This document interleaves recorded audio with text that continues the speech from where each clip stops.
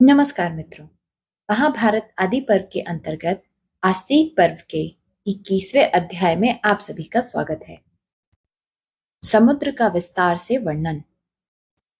मित्रों, अभी तक हमने कद्रु को अपने पुत्रों को शाप देने की कथा सुनी। इसके आगे की कथा अब पढ़ते हैं।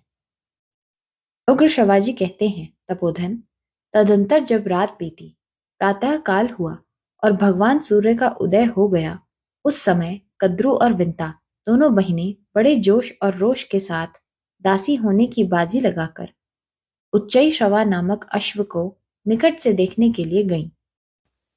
कुछ दूर जाने पर उन्होंने मार्ग में जलनिधि समुद्र को देखा, जो महान होने के साथ ही अगाध जल से भरा था, मगर आदि जल जंतु उसे विक्षुब्ध कर रहे थे और उससे बड़े जोर की गर्जना हो रही थी। वह तिमी नामक बड़े बड़े मत्स्यों को भी निगल जाने वाले तिमिंगलों मत्स्यों तथा मगर आदि से व्याप्त था। नाना प्रकार की आकृति वाले सहस्त्रों जल जंतु उसमें भरे हुए थे। विकट आकार वाले दूसरे दूसरे घोर डरावने जलचरों तथा उग्र जल जंतुओं के कारण वह महासागर सदा सबके लिए दुर्धर्ष बना हुआ था। उसके भीतर बहुत से कछुए और ग्रह निवास करते थे। सरिताओं का स्वामी वह महासागर संपूर्ण रत्नों की खान, वरुण देव का निवास स्थान और नागों का रमणीय उत्तम गृह था। पाताल की अग्नि बड़वानल का निवास भी उसी में है। असुरों को तो वह जल निधि समुद्र भाई बंधु की भांति शरण देने वाला है तथा दूसरे थलचर जीवों के लिए अत्यंत भयदायक है। अमरों के अमृत की खान होने से वह अत्यंत शुभ एवं दिव्य माना जाता है। उसका कोई माप नहीं है। वह अचिंत्य, पवित्र जल से परिपूर्ण तथा अद्भुत है। वह घोर समुद्र जल जंतुओं के शब्दों से और भी भयंकर प्रतीत होता था। उससे भयंकर गर्जना हो रही थी। उसमें गहरी भंवरें उठ रही थीं तथा वह समस्त प्राणियों के लिए भय सा उत्पन्न करता था। तट पर तीव्र वेग से बहने वाली वायु मानो झूला बनकर उस महासागर को चंचल किए देती थी।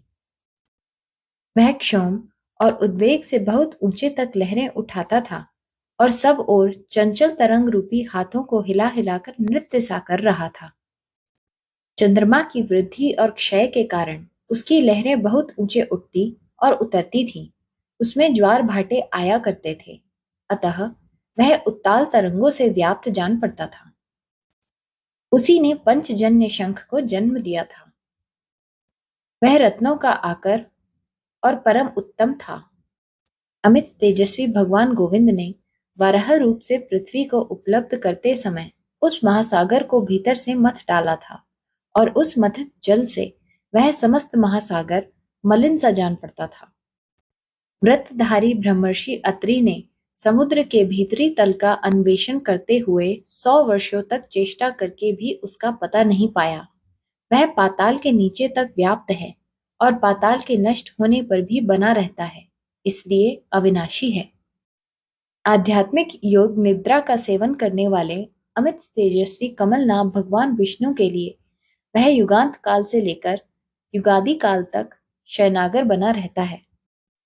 उसी ने वज्रपात से डरे हुए मैनाक पर्वत को अभय दान दिया है तथा जहां भय के मारे हाहाकार करना पड़ता है, ऐसे युद्ध से पीड़ित हुए असुरों का वह सबसे बड़ा आश्रय है। बड़वानल के प्रज्वलित मुख में वह सदा अपने जल रूपी भविष्य की आहुति देता रहता है और जगत के लिए कल्याणकारी है। इस प्रकार वह सरिताओं का स्वामी समुद्र अगाध, अपार, विस्तृत और अप्रमेय है। सहस्त्रों बड़ी बड़ी नदियां आपस में होड़ सी लगाकर उस विस्तृत महासागर में निरंतर मिलती रहती हैं और अपने जल से उसे सदा परिपूर्ण किया करती हैं। वह ऊंची ऊंची लहरों की भुजाएं ऊपर उठाए निरंतर नृत्य सा करता जान पड़ता है। इस प्रकार गंभीर, तिमी और मकर आदि भयंकर जल जंतुओं से व्याप्त जलचर जीवों के शब्द रूप भयंकर नाद से निरंतर गर्जना करने वाले अत्यंत विस्तृत, आकाश के समान स्वच्छ, अगाध, अनंत एवं महान जलनिधि समुद्र को कद्रू और विंता ने देखा। इस प्रकार श्री महाभारत आदि पर्व के अंतर्गत आस्तिक पर्व में गरुड़ चरित के प्रसंग में 21वां अध्याय पूरा हुआ। 22वां अध्याय नागों द्वारा उच्चैःश्रवा की पूंछ को काली बनाना, कद्रू और विंता का समुद्र को देखते हुए आगे बढ़ना। उग्र श्रवाजी कहते हैं, महर्षियों, इधर नागों ने परस्पर विचार करके यह निश्चय किया कि हमें माता की आज्ञा का पालन करना चाहिए। यदि इसका मनोरथ पूरा न होगा तो वह स्नेह भाव छोड़कर रोषपूर्वक हमें जला देगी। यदि इच्छा पूर्ण हो जाने से प्रसन्न हो गई तो वह भामिनी हमें अपने शाप से मुक्त कर सकती है। इसलिए हम निश्चय ही उस घोड़े की पूंछ को काली कर देंगे। ऐसा विचार करके वे वहां गए और काले रंग के बाल बनकर उसकी पूंछ में लिपट गए। द्विजश्रेष्ठ, इसी बीच में बाजी लगाकर आई हुई दोनों सौतें और सगी बहनें पुनः अपनी शर्त को दोहराकर बड़ी प्रसन्नता के साथ समुद्र के दूसरे पार जा पहुंची।